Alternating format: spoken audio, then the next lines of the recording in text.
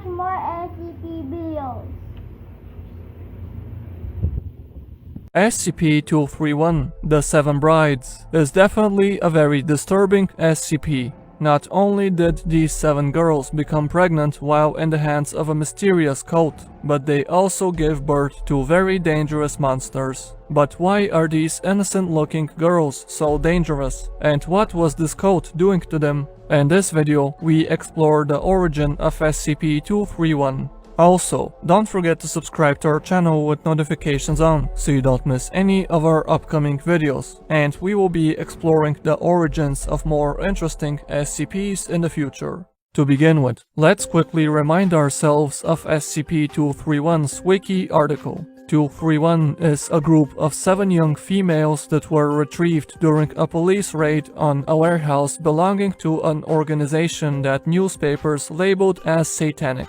When they were discovered, all girls were pregnant, but less than 24 hours later, the first one, also called SCP-231-1, lost her life while giving birth to a redacted SCP which broke out and caused a catastrophic outbreak. Assuming that the remaining 6 were also about to deliver dangerous anomalies, the Foundation immediately took possession of the girls and started to think of ways of preventing them from giving birth. Luckily, the Foundation had recovered a notebook belonging to the cult, and using this information, 110-Montauk was devised, a very disturbing procedure that prevented the SCP-231 instances from delivering monsters. However, the scientists got ahead of themselves because they took a risk when they tried to remove the fetus from SCP-231-2 because the girl lost her life, and this caused a catastrophic outbreak.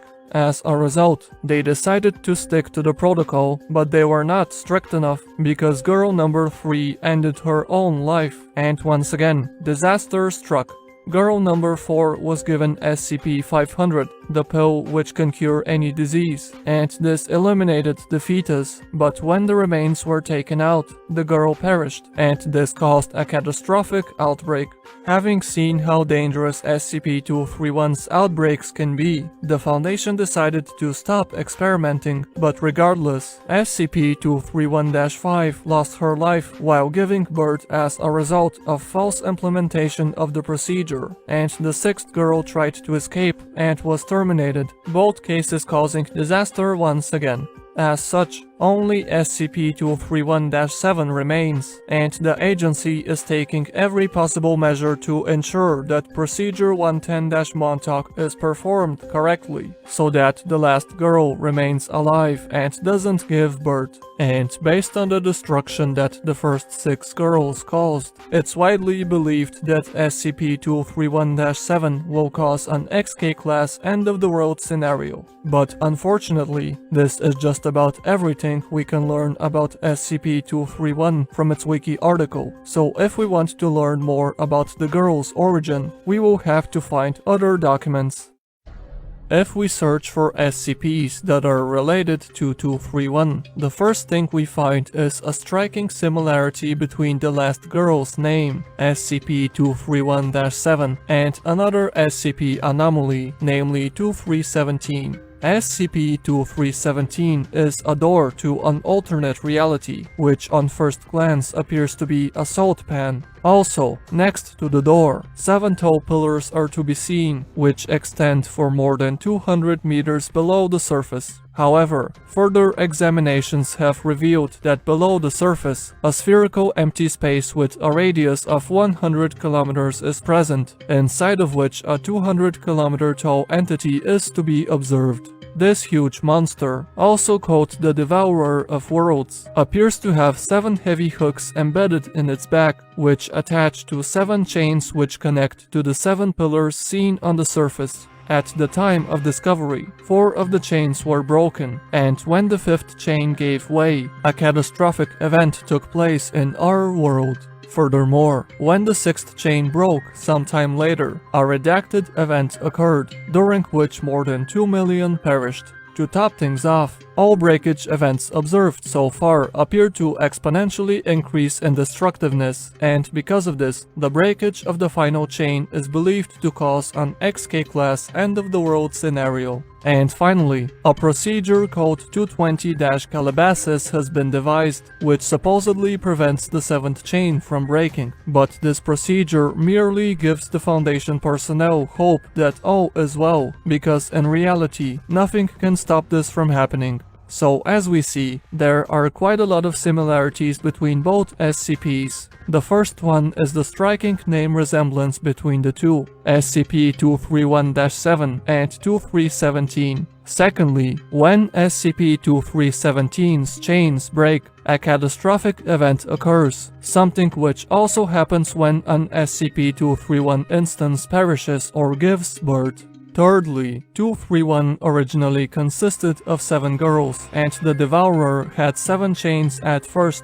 but now only 1 chain remains intact and only SCP-231-7 remains alive. Furthermore, both SCPs are believed to cause an apocalypse when their final outbreak takes place. And finally, both anomalies' apocalyptic outbreaks are kept at bay using rituals that bear similar names. One is called 110-Montauk and the other is called 220-Calabasas. Definitely a similar naming pattern. All this implies some sort of connection between SCP-231 and 2317. But what exactly? Well, in order to answer, we need to find other SCP documents.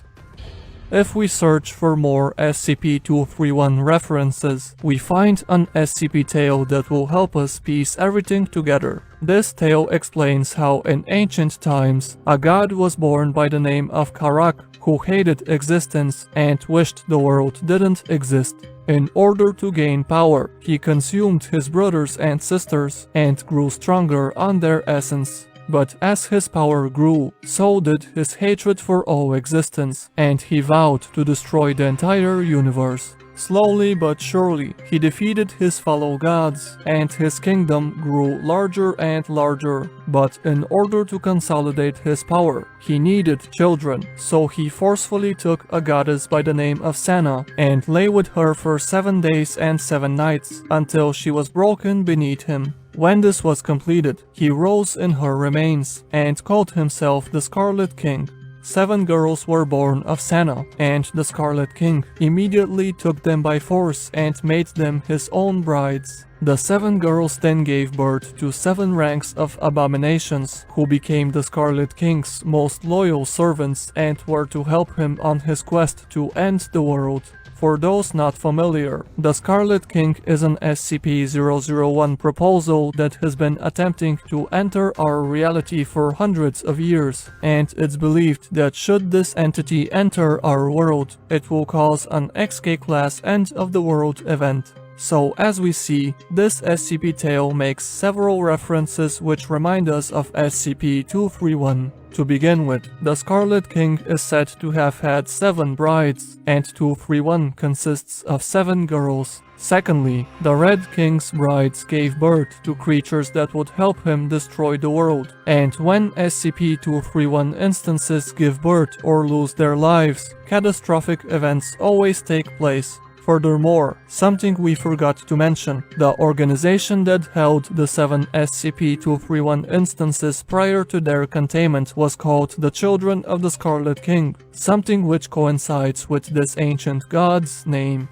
And finally, it's widely believed that should SCP-231-7 deliver a child or lose her life, this will end the world as we know it, something which the Scarlet King also wants to do.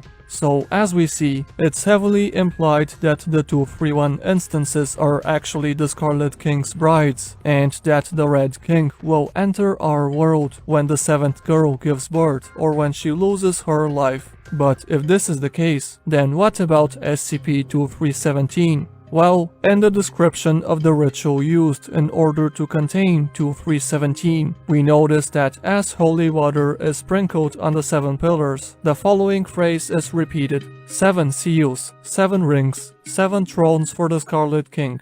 Not to mention that SCP-2317 and the Scarlet King are definitely related, something which becomes apparent from the Destroyer of Worlds description and the fact that the chains appear to break when an SCP-231 event takes place. So in conclusion, the organization known as the Children of the Scarlet King wanted to use 231-1 through 7, which are the Scarlet King's daughters, in an attempt to bring the Red King into our reality and end the world. And SCP-2317 is an entity that, although likely not the Scarlet King himself, definitely appears to be some sort of manifestation of this elder god, perhaps a servant of his that is to help him in destroying the world. So thank God SCP-231-7 was captured, because should something happen to the girl, the Scarlet King will enter our world and will definitely cause an XK class event.